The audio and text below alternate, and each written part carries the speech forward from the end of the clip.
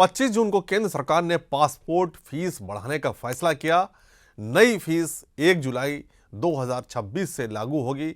इसका मतलब है कि अगर आप नया पासपोर्ट बनवाने या पुराने पासपोर्ट का नवीनीकरण कराने की योजना बना रहे हैं तो अब आपको पहले से काफ़ी ज़्यादा पैसे देने होंगे। अब तक 36 पेज वाले जो सामान्य पासपोर्ट के लिए 1500 रुपये की फीस देनी पड़ती थी, लेकिन 1 जुलाई से यही फीस बढ़कर 2500 रुपये हो जाएगी। अगर कोई व्यक्ति तत्काल सेवा के तहत पासपोर्ट बनवाता है तो पहले 3500 रुपये देने पड़ते थे, लेकिन अब उसे 5000 रुपये देने होंगे। इसी तरह 60 पेज वाले पासपोर्ट की फीस भी बढ़ा दी गई है। सामान्य श्रेणी में ये 2000 रुपये से बढ़कर 3500 रुपये और तत्काल श्रेणी में 4000 रुपये से बढ़कर 6000 रुपये हो जाएगी। 18 साल से कम उम्र के बच्चों के लिए भी फीस में बढ़ोतरी की गई है। वहीं अगर किसी का पासपोर्ट खो गया है या खराब हो गया है और उसे दोबारा बनवाना है तो उसकी फीस और भी ज़्यादा होगी। अगर प्रतिशत में देखें तो 36 पेज वाले पासपोर्ट की फीस में करीब 67% और 60 पेज वाले पासपोर्ट की फीस में लगभग 75% तक बढ़ोतरी की गई है। अब सवाल उठता है कि सरकार ने इतनी बड़ी बढ़ोतरी क्यों की? सरकार का कहना है कि पिछले कुछ सालों में पासपोर्ट जारी करने की लागत काफ़ी बढ़ गई है। देश भर में नए पासपोर्ट सेवा केंद्र खोले गए हैं और पूरी प्रक्रिया को डिजिटल और आधुनिक बनाया गया है।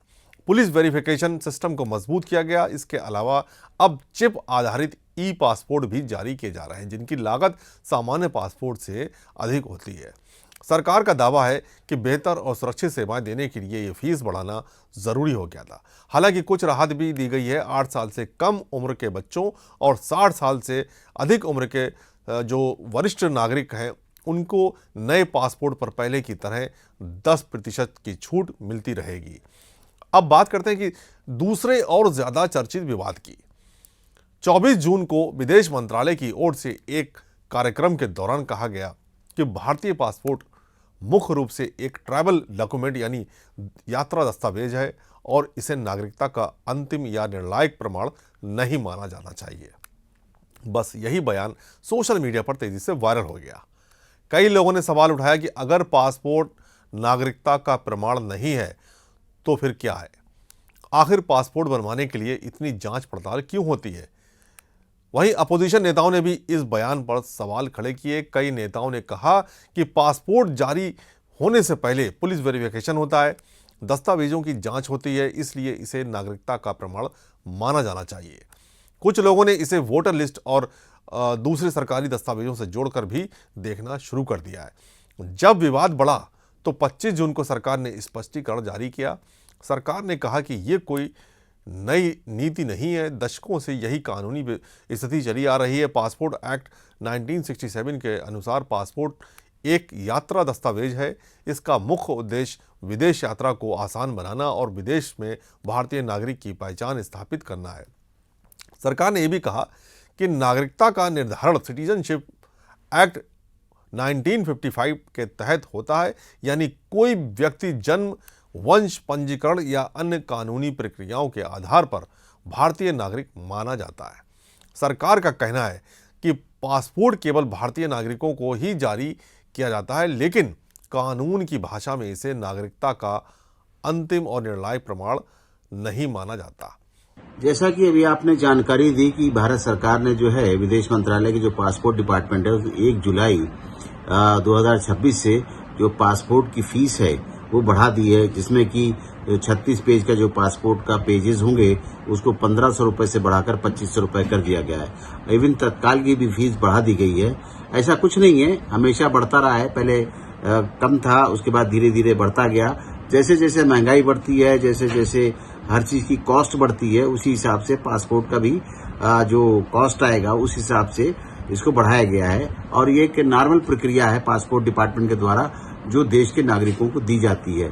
एक देखिए कितना सस्ता डॉक्यूमेंट है, ऐसा नहीं है जिसमें कि कोई ज्यादा प्रॉब्लम की बात हो, जिससे कि हम विदेशों में ट्रैवल करते हैं तो एक अच्छी क्वालिटी का पेपर भी होता है, उसकी हर चीज की स्टेशनरी भी अच्छी होती है, उसकी क्वालिटी से कोई कंप्रोमाइज नहीं होता है, इसलिए बेस्ट क्वालिटी का पेपर यूज होता है और बेस्ट हर तरीके से चीजें यूज की जाती हैं। इसलिए कोई कॉस्ट ज्यादा नहीं है। जैसे हर चीज की कॉस्ट बढ़ रही है आज की डेट में, तो इसकी कॉस्ट बढ़ने में कोई जनता को परेशानी नहीं होनी चाहिए। वही लोग पासपोर्ट बनवाते हैं जो इस तरह की कॉस्ट को बर्दाश्त कर सकते हैं। ये बात कुछ वैसी ही है जैसे आधार कार्ड पहचान का दस्तावेज है, लेकिन वो नागरिकता का प्रमाण नहीं माना जाता। यही कारण है कि कई अदालतों ने भी अपने फैसलों में कहा कि पासपोर्ट नागरिकता का मजबूत प्रमाण हो सकता है, लेकिन अकेले उसे अंतिम कानूनी प्रमाण नहीं माना जा सकता। अब सवाल यह है कि आम आदमी की जिंदगी में इससे क्या फर्क पड़ेगा। असल में रोजमर्रा की जिंदगी में बहुत ज़्यादा बदलाव नहीं आने वाला है। अगर आप विदेश यात्रा करते हैं, वीज़ा के लिए आवेदन करते हैं, एयरपोर्ट पर जाते हैं या विदेश में भारतीय दूतावास की मदद लेते हैं, तो पासपोर्ट पहले की तरह पूरी तरह मान्य रहेगा। बैंक खाते, सरकारी योजनाओं या कुछ कानूनी मामलों में कभी कभी दूसरे दस्तावेज जैसे जन्म प्रमाण पत्र, निवास प्रमाण पत्र या अन्य रिकॉर्ड में भी मांगे जा सकते हैं, लेकिन इसका मतलब ये नहीं है कि पासपोर्ट की अहमियत कम हो गई है।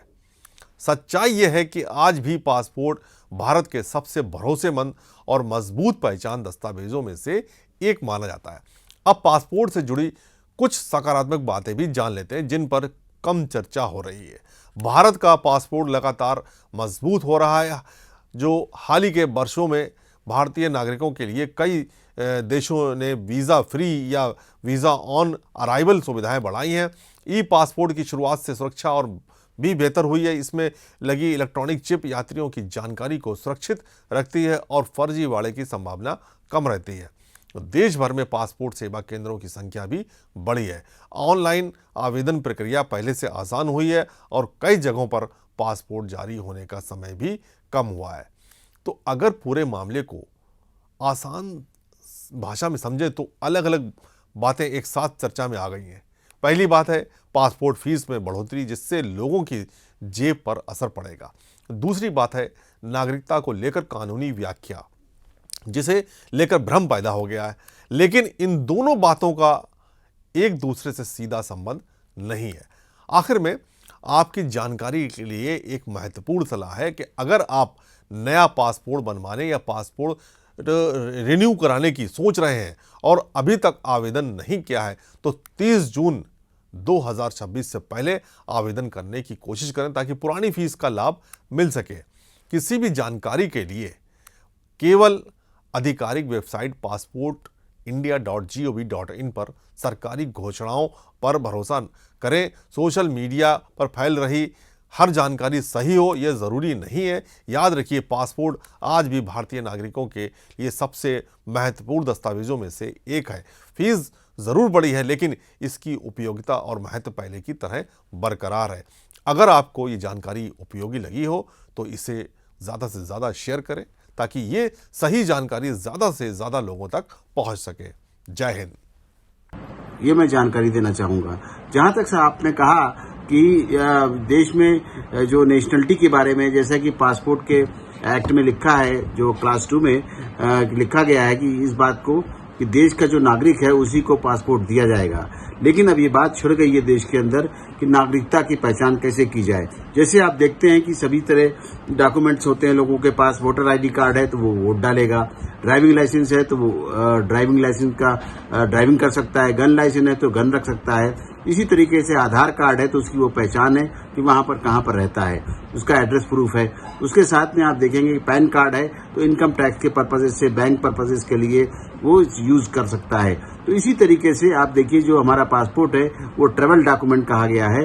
विदेश मंत्रालय के द्वारा अभी रिसेंटली कहा गया ये ट्रेवल डॉक्यूमेंट से ट्रेवल किया जा सके, नागरिकता प्रमाण पत्र नहीं है। लेकिन मैं आपको याद दिलाना चाहूंगा कि जो 2019 को 20 दिसंबर 2019 को जो पीआईबी के द्वारा एक समाचार दिया गया था कि एनआरसी के बारे में, नेशनल रजिस्ट्री सिटीजनशिप के बारे में, तो उसमें क्लियर कट लिखा हुआ है कि जो भारत का नागरिक 1955 का आर्टिकल धारा 3 देखा जाएगा, जिसके अंदर 1 जनवरी 1950 या उसके बाद जो पैदा हुए हैं वो ऑटोमेटिकली देश के भारत के नागरिक हैं, सिटीजन हैं और उनको प्रमाणित की कोई आवश्यकता नहीं है अगर वो हमारे देश के अंदर 1 जनवरी 1950 के बाद पैदा हुए हैं। इसमें किसी की कोई परेशानी नहीं है। और ये एनआरसी अगर आएगी तो एनआरसी के बाद ये साबित हो जाएगा, उसमें एनरोल हो जाएगा, फिर किसी तरह की कोई परेशानी हमारी जनता को नहीं होगी। धन्यवाद।